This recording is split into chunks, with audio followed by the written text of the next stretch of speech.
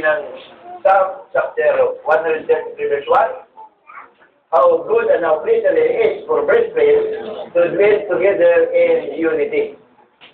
Sa buong panahon na pinunta ko rito, siguro mga 5 or 6 times na makakabalik dito.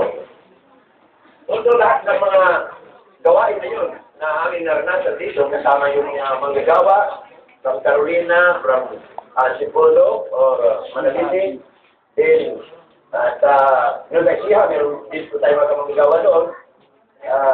Ngunit wala po ngayon yung mga iba natin kasamahan. Although isa yung taga Montinlopa, Pastor Claro, kasi natin. Kami po yung mga noong unang panahon ang madalas na nagsasaputan po ito, at kami ay punong-puno ng kagalakan sapagkat sa lugar na ito binuklon ang mga manggagawa kung saan galing ng mga probinsya, sapagkat dito po naganap yung first ministerial meeting ng Cogio, Antipolo, Carolina, Lupao, Pangasinan, and Muntinlupa. Nagkaroon po kami ng ministerial meeting dito at hanggang ngayon, patuloy po itong nagaganap.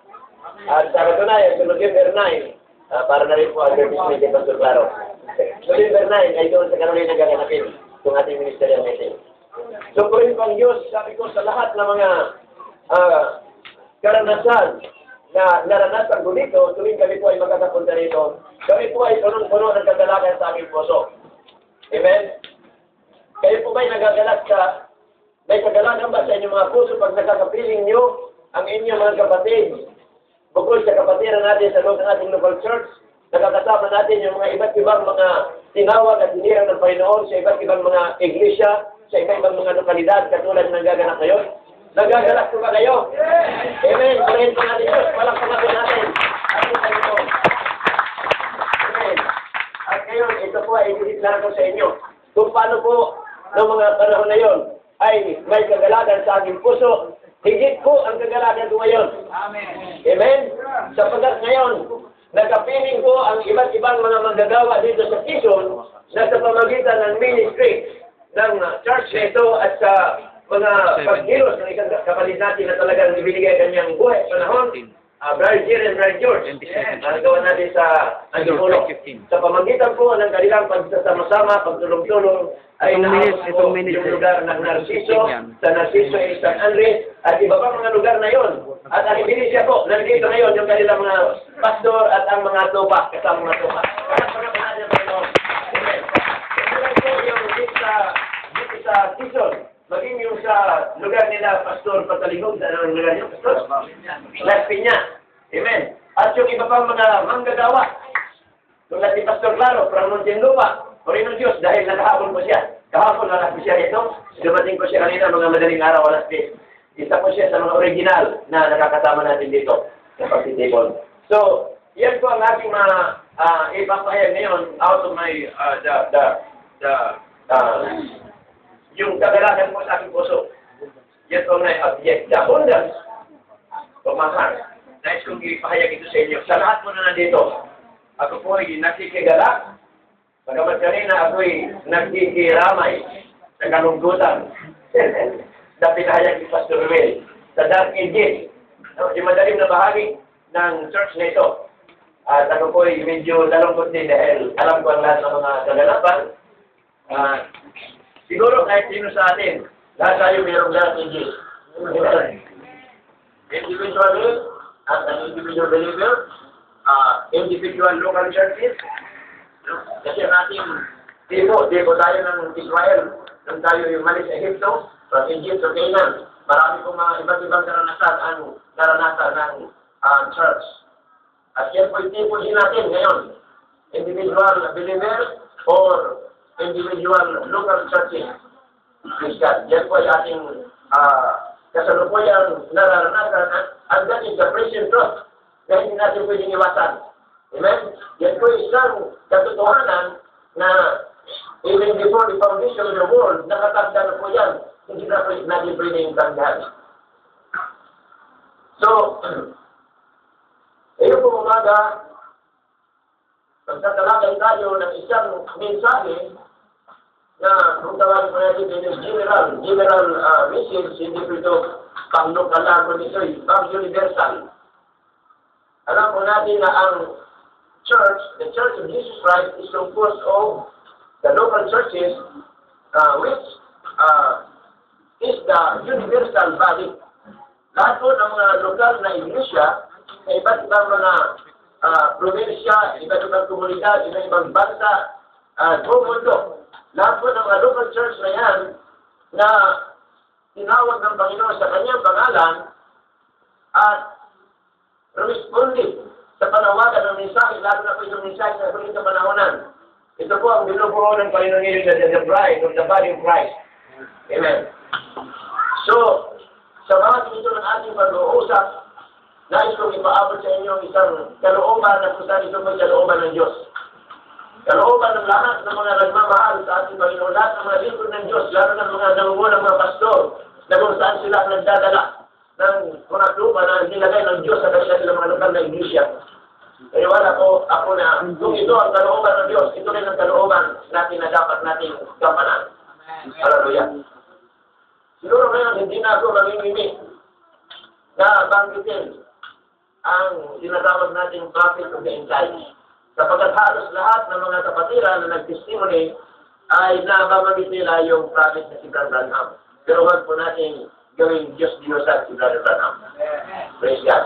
Napag-usapan po namin yan kanina ng mga pastors kung paano ang end-time message ay nagkaroon ng discrepancy dahil sa mga ibang mga follower na naging panatiko sa tao.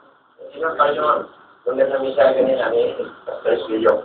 So ngayon, dito ko kukuha, ito po ay pinakalatang the identified right of all ages. Pero hindi po ang mga katangian ang tatalakay natin, hindi individual na katangian. Amen. So, at pagkatapos, gaya ng ating lagi sinasabi, na kung paano sa Israel message world ay merong mga end-time believer na ang kanilang absolute ay ito na po. Mga written books si Brother Branham, sabi ko sa mga kapatid natin tayo, hindi, ang absolute natin ay ang banal na kasulatan. Ginagamit natin ito bilang source ng mga revelation at iba pang mabasahin, pero ang ating absolute ay walang ibang kundi ang banal na kasulatan. Amen. Praise God. At ngayon po ay magbabasa ko ng bahagi ng sinulat ni Brother Branham. Ito po ay biglang pumasok na nagsabi habang ako nagkakapa niya sa bahay, nakahiga ko na binabasa nito. May bahagi na nabasa ko, sabi ko, tamang-tamang ito dito sa pinimensahe ko. Praise God. So, bakasahin ko po ito mga kapatid.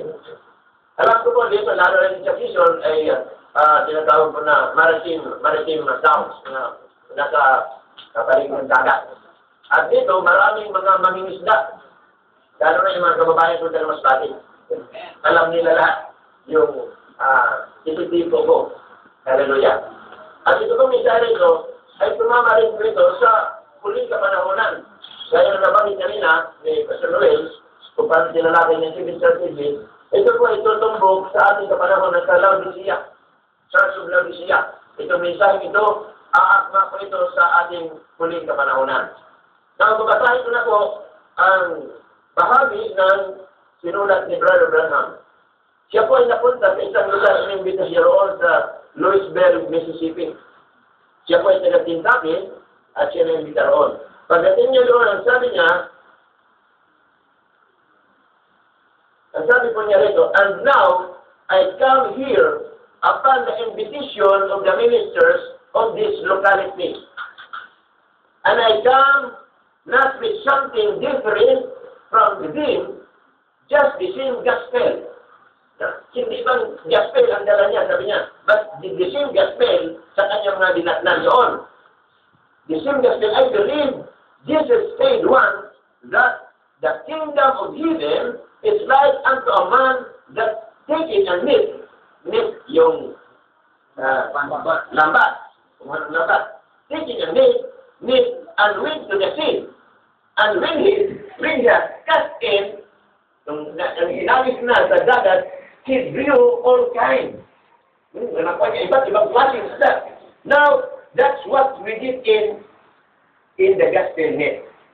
Lahat tayo na nagpapalaganap ng Ebanghelyo, lahat po tayo ay may gospel net. May mga lambat tayo na hinahangin. Tuloy natin. When a man throws a net into the sea or to the lake, he hardly knows what he is going to get out of there.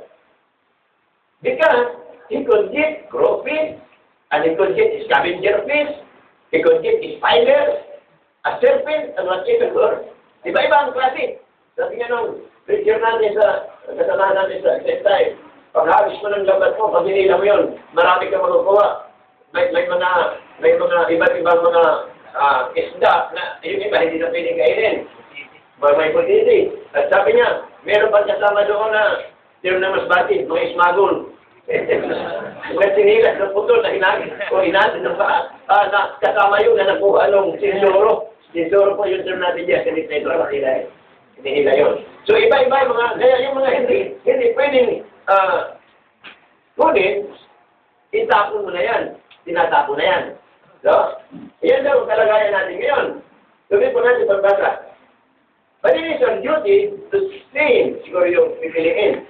It isn't our duty to judge. Yung mga nahuli natin, hindi natin katungkulan na i-judge sila. Kasi ang Panginoon mag-judge pagbalik niya. Amen. And I come to seek my need that the Lord has given me and lay it with this means net. Ang dala ko ngayon dito ay lambat. May sarili kong lambat, pero itong lambat na dala ko, i-uugnay ko ito sa mga lambat ninyo dito. Hindi ko napunta rito para magdala ng lambat o magmangyamang isda ng sarili kong kamaraanan. So,